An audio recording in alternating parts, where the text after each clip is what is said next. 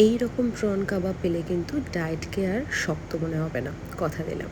প্রথমে কিছুটা চিংড়ি মাছে একটু নুন, গোলমরিচের গুঁড়ো, ভিনিগার দিয়ে একটু ম্যারিনেট করে রেখেছিলাম।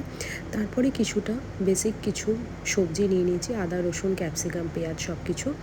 এবার মিক্সিং জারে আদা, রসুন, কিছুটা পেঁয়াজ, কিছুটা কাঁচা লঙ্কা আর সামান্য একটু নুন দিয়ে আর অল্প একটু জল দিয়ে একটা স্মুথ পেস্ট আমি ফার্স্টে বানিয়ে নিলাম। পেস্টটা বানানোর পরে এবার ওই ম্যারিনেটেড চিকেনের মধ্যে দিয়ে দিলাম ফ্যাটানো অল্প টক দই, দিয়ে দিলাম মিক্সিং গ্রাইন্ডারে করা পেস্ট, একটু গরম মশলা গুঁড়ো, একটু কাশ্মীরি মির্চ, একটু লাল লঙ্কার গুঁড়ো দিয়ে পুরো মিশ্রণটা ভালোভাবে ম্যারিনেট করে রেখে দেবো অন্তত আধ ঘন্টা। আধ ঘন্টা ম্যারিনেট করার পরে ওই হাফ চামচের মতো তেল, অলিভ অয়েল আমি এখানে নিয়েছি, একটু স্প্রে করে দিলাম।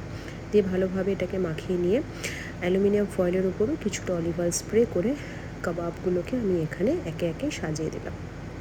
দিয়ে 185 ডিগ্রি টেম্পারেচারে 15 মিনিটসের জন্য আমি এয়ার ফ্রাই করতে দিলাম। 15 মিনিট পরে যখন এটাকে বার করব, মোটামুটি ওপরের পোর্শনটা কিন্তু হাফ কুক হয়ে গেছে। এবার কিছুটা ক্যাপসিকাম আর পেঁয়াজ আমি ডুমো করে কেটে রেখেছিলাম, ওইটা ওই বাকি লেফট ওভার গ্রেভির সাথে ভালোভাবে মাখিয়ে ওপর থেকে দিয়ে দিলাম। ও হ্যাঁ, চিংড়ি মাছগুলোকেও কিন্তু আমি ওপর থেকে উল্টে দেবো।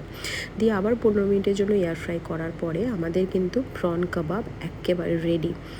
বিশ্বাস করো প্লিজ, বিশ্বাস করো, অসাধারণ হয়েছিল খেতে।